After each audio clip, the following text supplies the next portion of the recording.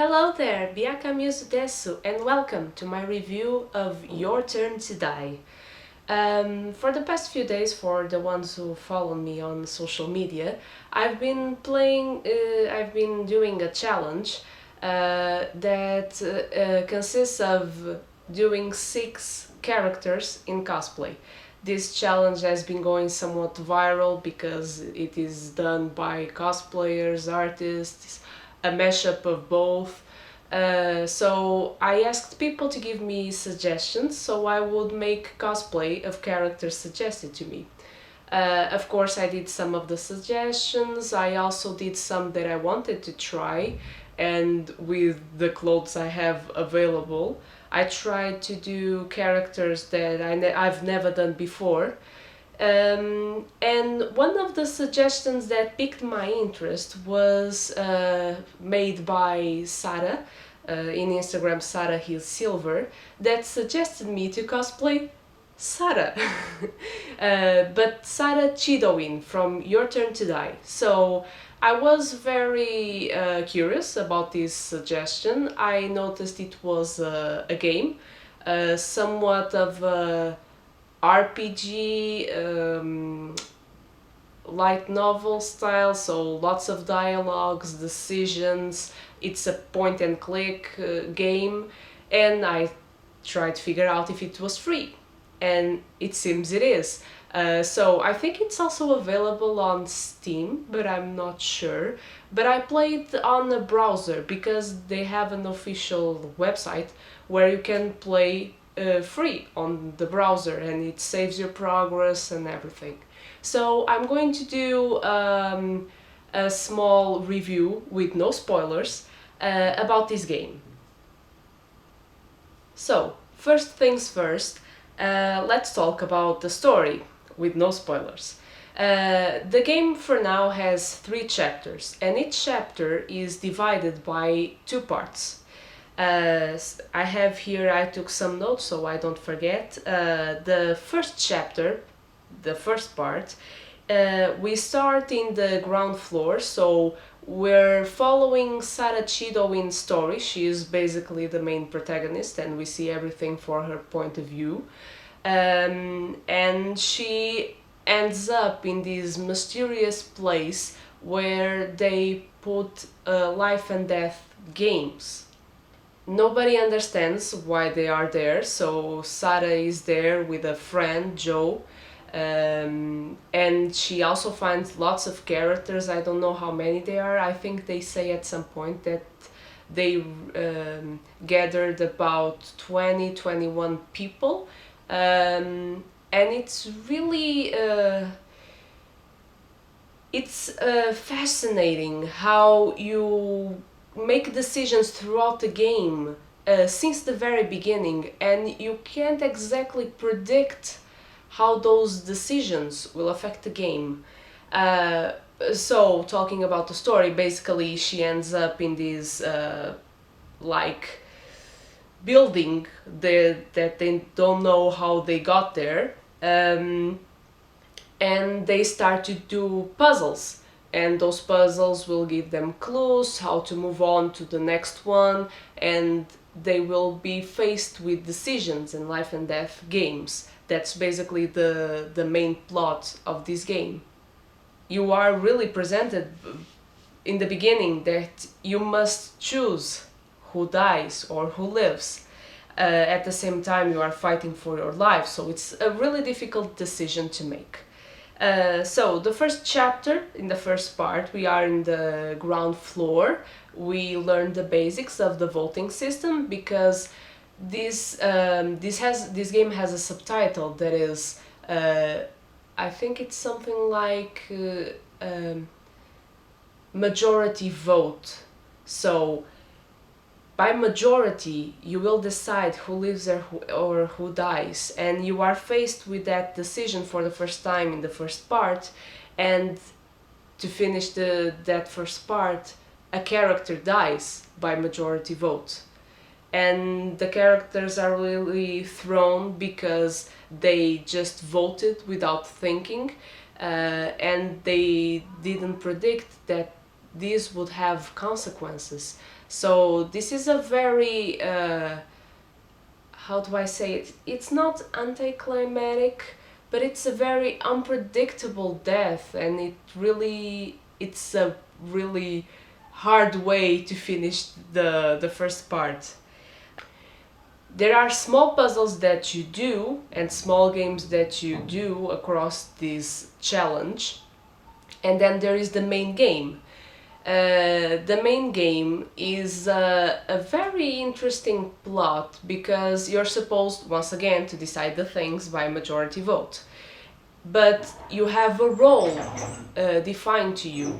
So you have the sacrifice, you have the king, you have there's lots of roles, and the sage. And then there's the commoner. So for anyone who has played Town of Salem, it's kind of the same plot but with twists. So if the king is lynched, if the majority vote decides to kill the king, everyone dies. If the sage can see the real identity of the king, the sacrifice only wins if he's chosen to be lynched, and he may choose another person to live with him, but everyone else dies. So the commoners are just normal people that can be killed, so it doesn't matter.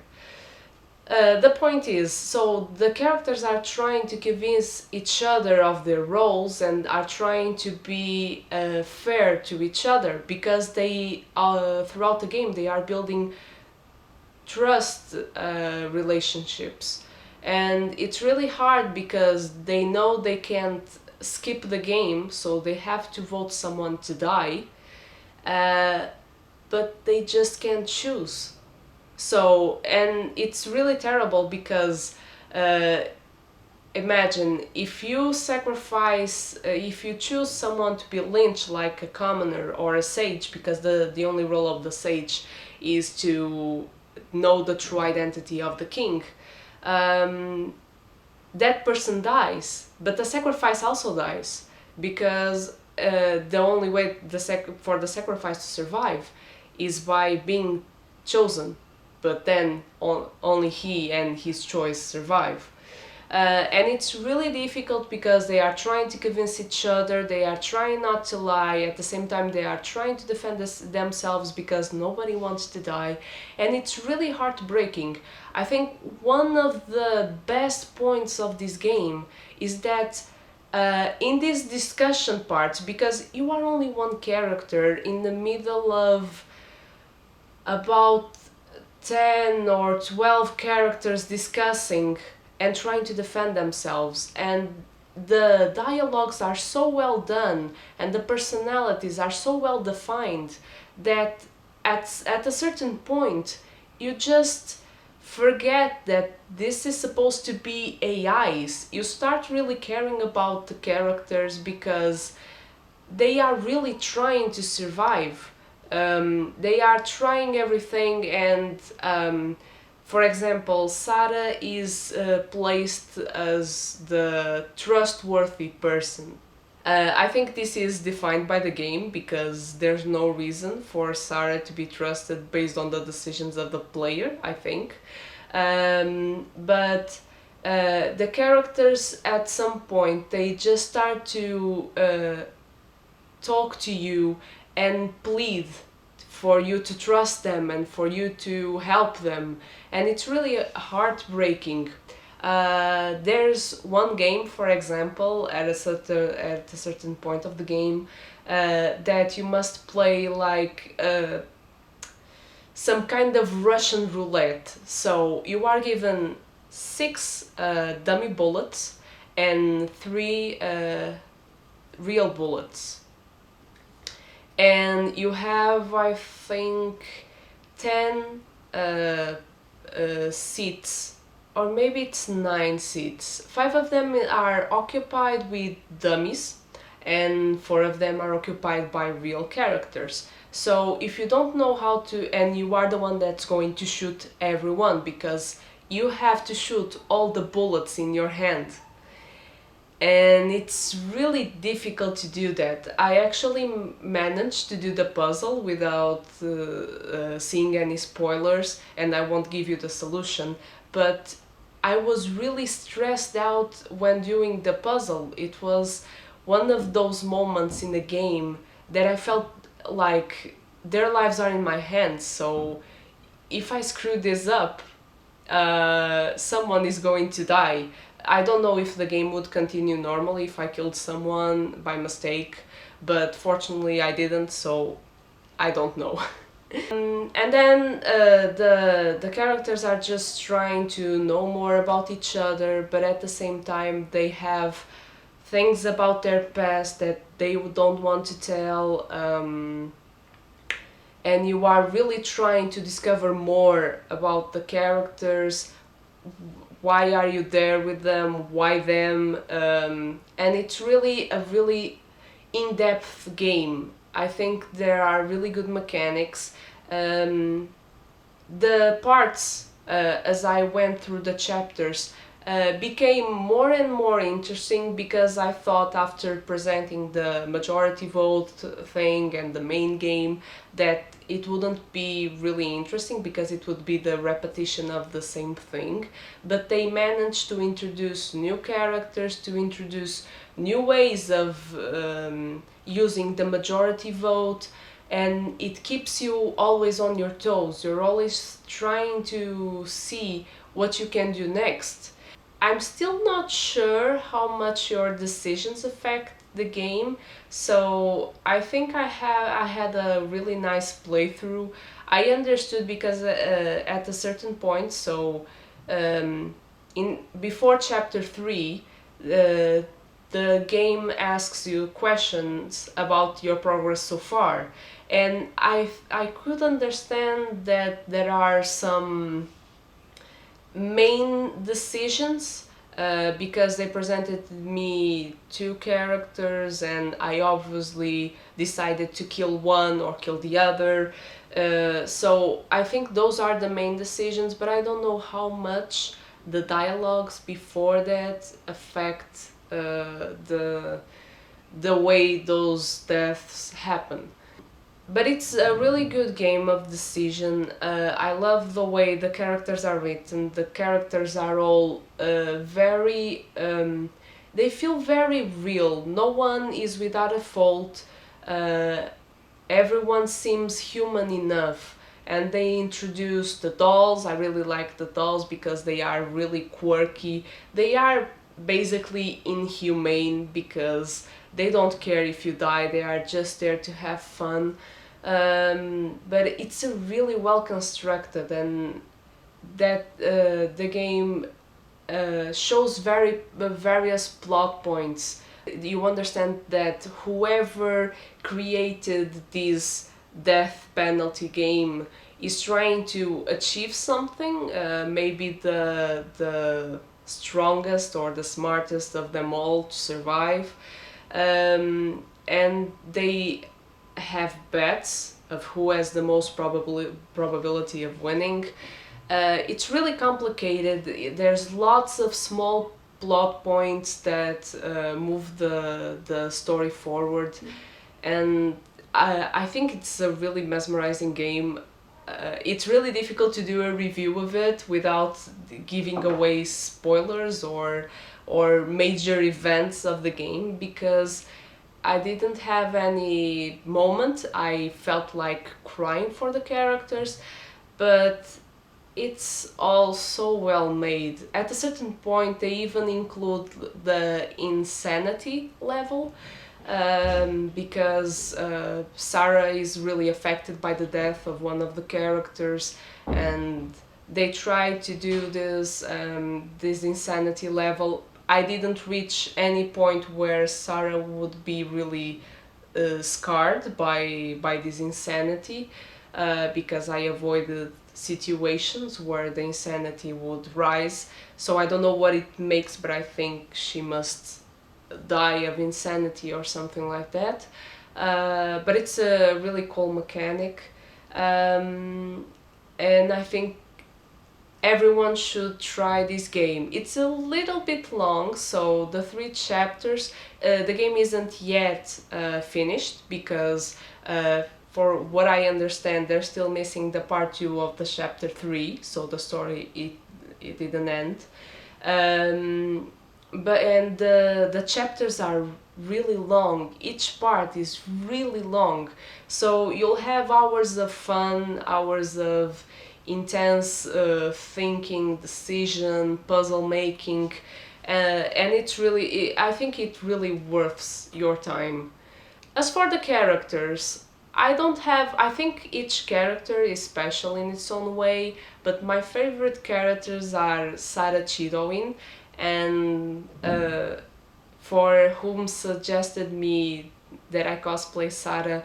I would really love to cosplay her because I really love the way her personality is presented and molded by my choices. So I think it's a character that I would really like to cosplay. I like her colors, I like her design. And the 2 other characters that are my favorite are Keiji, that is a policeman, and Joe, the friend, Sarah's friend. So those are my favorite characters.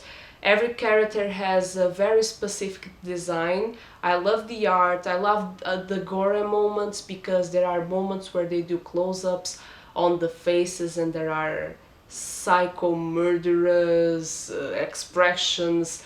The art is really well done. I really enjoy it. The art is a major point. So it's a point and click adventure, so you move, you have the commands on the bottom that reminded me of I have no mouth and I must scream, because you also interact with things on screen, so it's really, and you can save at any time, which is awesome, because I think this game would be rather difficult. I didn't do lots of loads. I may have done it like 2 or 3 times, but I think it helps a lot because sometimes you may see the responses of the characters and you may be like, I want to go back on that decision. But it's really well done.